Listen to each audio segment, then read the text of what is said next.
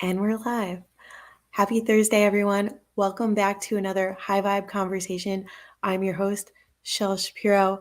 With me today are the lovely High Vibe women, minus one who is feeling a little bit under the weather, but we're holding space for her. Today, we are talking about the understanding of trauma. And oof, this is such a doozy because understanding where your trauma is coming from and how your mind and body respond to it is like such a big thing, like such an awareness that some people haven't really tapped into yet. So I'm looking forward to this conversation and unpacking some of that. And when I was thinking about the understanding of trauma, I was realizing that like out of the responses that we can sometimes have, the fight, flight, freeze, and fawn, I it's interesting that I've never really felt the freeze one myself. Like I've experienced it the other ones, but whenever I'm like experiencing trauma, the freeze one is not it. Like the fawning, people pleasing to the max. Like talk about like wanting to avoid conflict and drama and just going along to get along. Yep, I am definitely no stranger to that one. Um, the flight, yeah, sometimes when I'm like overwhelmed and stuff, I'm like I just need to get out of here and like be alone with my thoughts. And I think that's like the introverted side of me like coming out of like nope, just take me away from this and then I can process. um and then if I'm really pushed to the limit, that's where I start to get a little bit more aggressive and like snappy at people. And I know I'm just reacting to whatever the thing is. But freezing, no, I've always had some other kind of response to it. So I'm curious how those things come up for you, ladies. And to anyone who's listening, let us know in the comments, either now or in the replay, how you're experiencing trauma. Do you recognize it in your mind or in your body somewhere? What's coming up for you? We'd love to know. So I'm going to start with you, Linda, and then work my way around. What comes up for you when we think of understanding trauma? Well, to tag on to what you were saying about fight, flight, freeze, and fawn. Fawn was a new one to me. I learned about that one maybe 2 years ago, and I noticed at one point I there was someone in my life who, if I was starting to like not do well or starting to maybe get upset or whatever, she'd come into my personal space, and I found out that that is not that's not gonna bode well with people. And I'd never had someone do that, so that was a learning for me, and that actually sent me into fight. Um, so like I become like argumentative, and because my biggest one is flight. So if I'm upset, I just leave. I go for a walk or whatever. And when someone's coming at you and there's no more place to back away from them. So yeah, later I found out she was dealing with a lot of depression and stuff. But at the time, it became really obvious. If I'm upset, don't keep coming towards me with stuff. So there's just so much. Everyone's different. Our responses are different. Our neural systems are different. Our responses to trauma are different.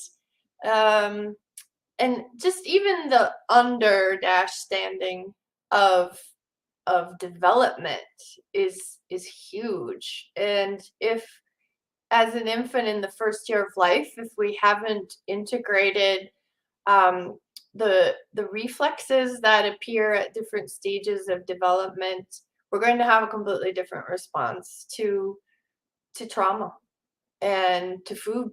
And it's just amazing how powerful those reflexes are. And if, like I said, if they don't become integrated, then they're in charge, and that just throws off the entire nervous system and just bodily responses. So my friend and neurodevelopmental specialist, she her I think, was she like I don't even remember. She's had a really traumatic birth when she was born. It was really hard on her.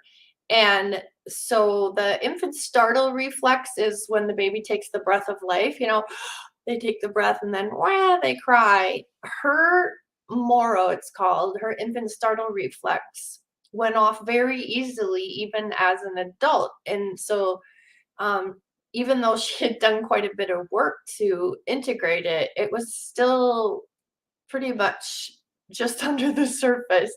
And so when she was teaching, I think she was teaching like second graders, she said, whatever you do, don't come up to me from behind me. And especially don't like come up from behind me and touch me because I will take you out. Because the reflex is this, right? And so she would go like this, like she'd get scared and go like this. And it's like she just like punched some kid out. She was so worried she was going to do that. And she was always warning the kids not to approach her that way. So when I think of that word under dash standing, when you break it up, uh, that reminds me of the understanding of just even typical development and how powerful the reflexes can be.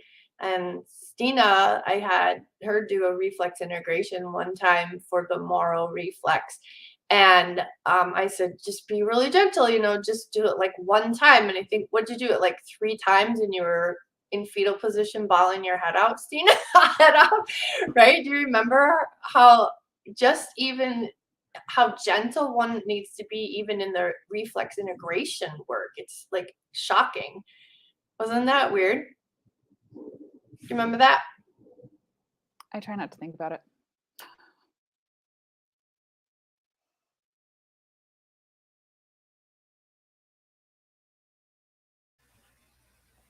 So yeah, we'll not think about it either because I don't want to pester you for something that just doesn't feel good and that you don't want to remember. Jenny, when we think about understanding the trauma, what comes up for you? What are you thinking about? I just spent my entire day with employees of a corporate client who is undergoing a crisis. And I've had multiple sessions with clients who are just recently experienced trauma. And so much is coming to mind for me. One is that when you have lived from a place of fear for a very long time, it's really hard to remember what it feels like to be at peace. And I'm not talking about the kind of peace that comes from controlling the external things in your world, the peace that comes from knowing yourself and trusting yourself to show up for you in any change or any situation. And the peace that comes from allowing your brain to heal from the experiences that you've been through. And just looking at my own journey, I know I've had so many responses that has been impulsive. They've been about protecting myself, even in situations where my safety was not compromised, but I was triggered and reminded of a situation where that was the case. That in healing my brain and healing my mind, I've been able to connect my emotion with my reason, if that makes sense. And this for me is a big part of the healing process, that going through trauma, I'm very connected to the emotional side of my brain and responding to an experience of fear. And science, as a behavioral scientist, I love to point out that science really teaches us that we make the safest decisions when we are grounded in our reason and our emotion. So it's been calming things down to connect with both of those parts of myself. And I just really want to encourage anyone listening that if you are living a life that is very much based on impulse and and fear, then there is healing for you. And I know if you reach out to any one of us, we will share more and would love to be part of that healing journey. So thank you, Shell.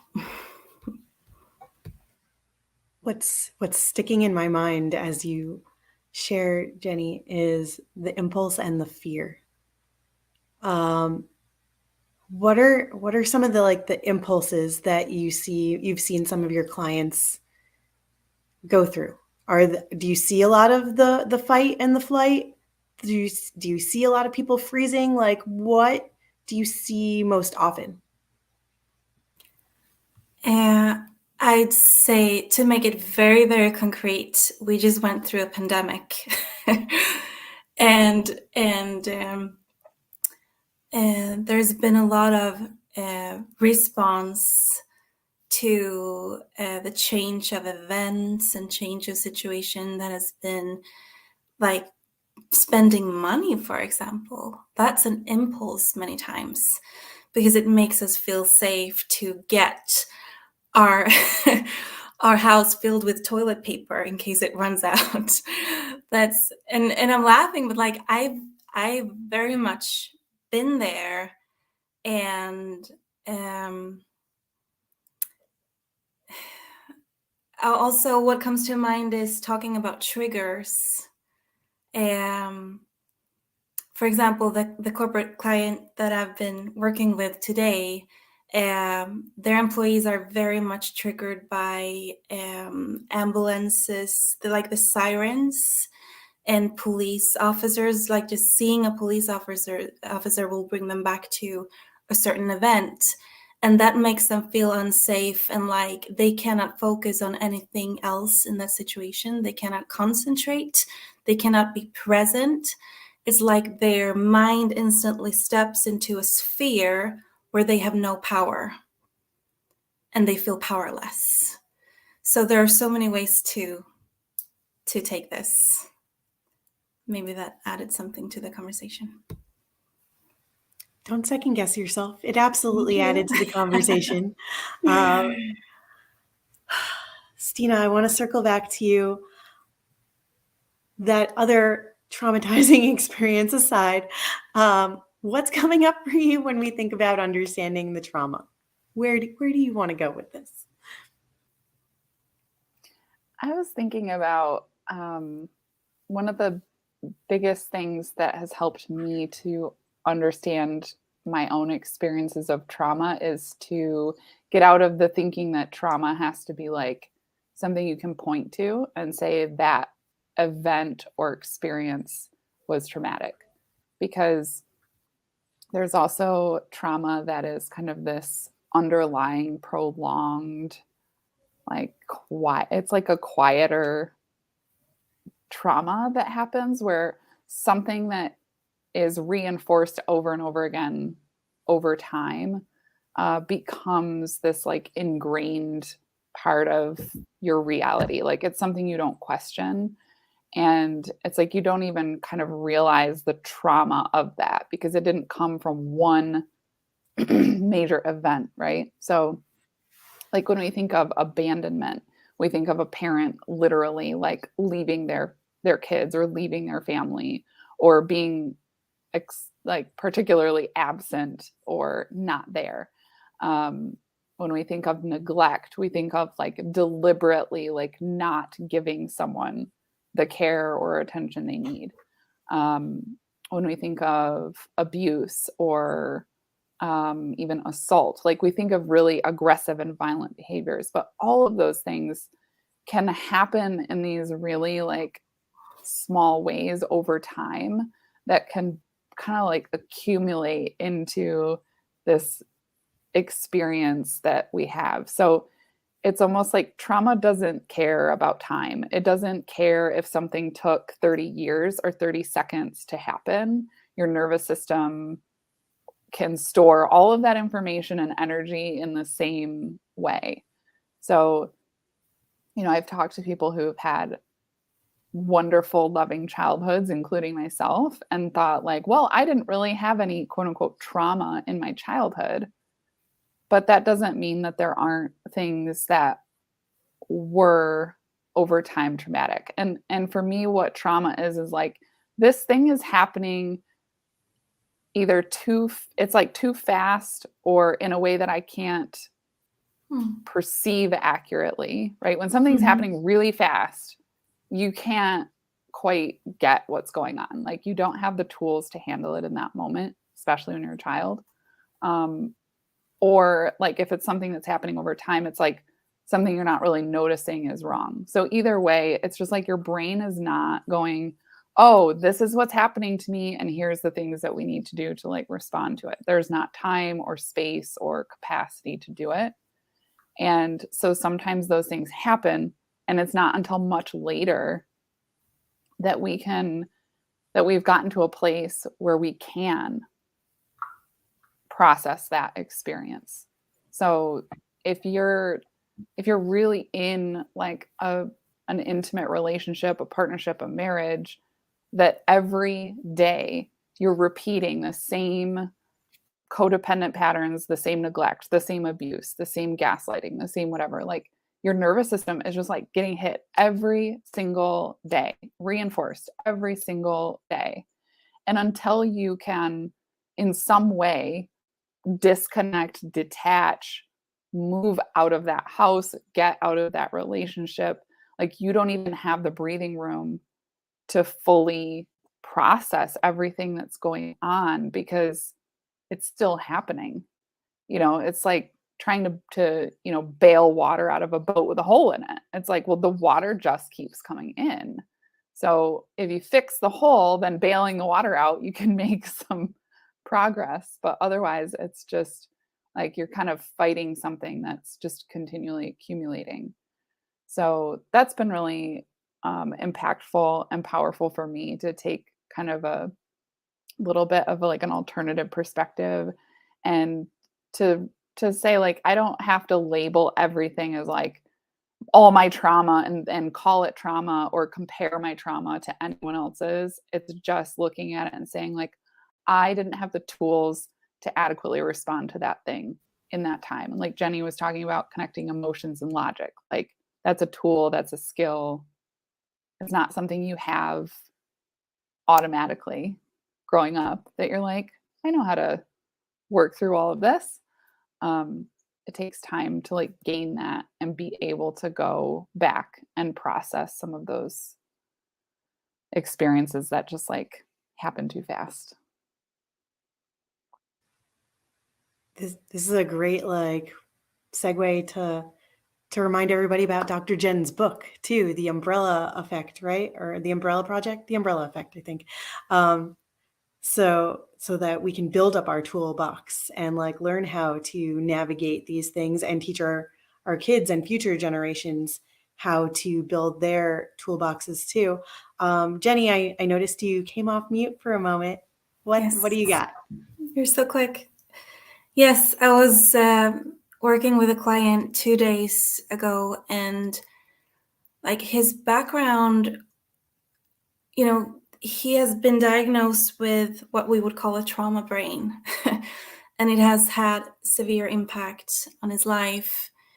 And looking at it, it's like, well, where is this trauma? And really what happened was that he grew up and he did not have parents who reflected him. He didn't have that natural feedback on his person. He did not have people holding space for him to find his own tools to deal with life. And the word that comes to me is confusion. When year after year, you're in a state of confusion and things are happening and life is changing, and you don't know how to show up for yourself. That makes you feel super, super vulnerable as a child and as an adult. And the good news is that there's still time, there's today, to self-reflect, to have someone close to you to hold that space for you, to know who you are, and find that sense of security in knowing yourself, regardless of your circumstances. So I wanted to build on what Stina just shared.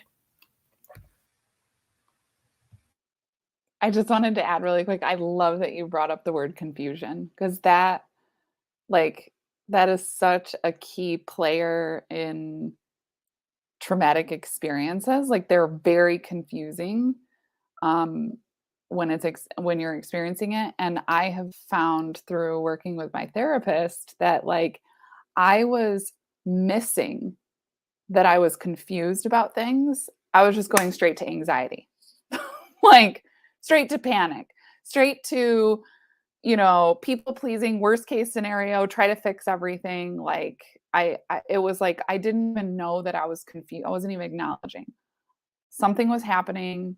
I'm confused. It just automatically felt like a threat. And my brain and body just went totally into that, triggered state. And that's like so unfortunate, because sometimes it's like when the confusing thing was said to me, all I needed to say was, I'm confused. You said this earlier. Now it seems like plans have changed and this is happening. Can you help me understand where you're at? And like, that's all that maybe really needed to happen. As a 30-year-old woman, I'm talking to another adult who we can just have that exchange. There's no actual threat to my body or being. There's no danger, but that's how I was responding to confusion. And I think that a lot of that has to do with what you were describing, when you're confused about something and it triggers those kind of out of proportion. Things are like out of proportion or out of balance. I think it's so interesting how we've talked about like the emotions and the triggers and getting to know ourselves better. And you've just touched on, Stina, like acknowledging the actual emotions and like the periods of time and like what is actually going on and what you're feeling. And I want to take it a step further to talk about like how this shows up in our bodies, because I don't think people talk about that enough or connect the dots on those things. What does fear show up like in your body? Where does it show up? What does it feel like? What is that pain or like the discomfort that you're feeling? What anxiety? Like where are you feeling that? Where are you feeling like when you are excited? Like any of these emotions and feelings show up in our bodies differently. And we all experiencing them differently. So getting to know ourselves and where things manifest for us, for lack of a better word at the moment, is really important. Like understanding who we are and like where things are happening so that we can, take better care of ourselves. I know for me, like if I'm not acknowledging red flags and things that are triggers for me, then I get this like overwhelming anxiety in the pit of my stomach. And it's not like a nausea. It's not like, oh my God, I have coffee jitters. I don't drink caffeine for that reason, because like I don't need to be going to the bathroom. But like it's not that kind of anxiety. You use your imagination. I won't get graphic with it more than that. But like it's just about like noticing that that's where I'm feeling my anxiety. At other times when I'm frustrated, like I tense my shoulders, like, or I feel it in the back of my neck. And like over time, if you're not recognizing like the little things that are adding up when you're in those triggered moments or processing trauma, they may become something larger than just that tense or anxious or initial feeling moment. And I think recognizing that and recognizing those tiny little things before they add up can really alleviate a lot of the other bigger underlying medical conditions that then people go through. because they didn't recognize them or take precautions to slow down and recognize what their bodies needed earlier on.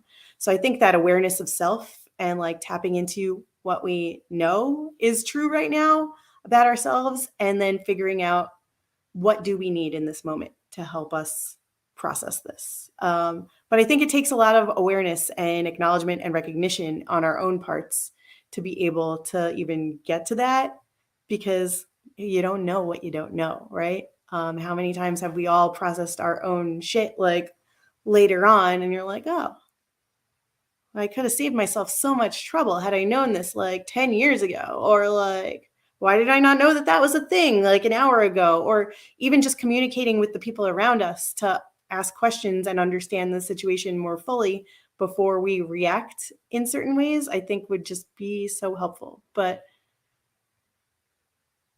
for whatever reason, we just don't. We don't have these conversations, and we don't from what I can see, like in my everyday surroundings and interactions, people just aren't willing to have these conversations with themselves, let alone with other people. So changing that is a big part of like understanding and the understanding of trauma. That was a lot. I think for me, when it's more like I know I'm upset, and I'm for sure my hands are shaking, but like I would say on a real subtle scale that like my whole body is shaking, but can like really see it with my hands. And and I will go into the do mode, to like the fix mode, and instead of tapping into kind of the reality of who said what, and like it's not making sense, and what I'm doing is making sense. So like, where is this really coming from? Yeah. So processing, and am I just upset, or even like, why am I upset, gets me into the emotions, like what emotion am I feeling? Is it fear? Okay, fine, it's fear. Then, well, what am I fearing? And then what's the worst case scenario? And just that major drill down, instead of just knowing I'm upset only because my hands are shaking, if you will. Does that make sense? It absolutely does. And it reminds me of this exercise, which I've referenced before in our conversations that Stina had us do like 2 years ago, of like, what's the worst thing that could happen if your fear became like real? And then how do you work through it? And I think about that a lot. I think about like, what's the worst thing that could happen? And then I think about what would have to happen for me to not feel that is not where I'm going with it, but what would happen, what would have to happen for me to be okay with that, or to move on from that, or to, keep going forward. Because sometimes preventing it isn't the thing. Sometimes it just still needs to happen. So it's not about preventing yourself or keeping yourself from experiencing that, because it might still come to fruition. But like, if it did happen, how do we keep going? So I love that exercise, and thank you, Stina, for teaching us that so very, very long ago, because it still like has its place every single day for me. When you were sharing before, Shell, I thought of another exercise, and that's Linda's soul exercise, and how that gets you into being completely present and just, noticing, things simply are. And the fear that we, that we react on is so much about the ideal of things, or how we think things should be.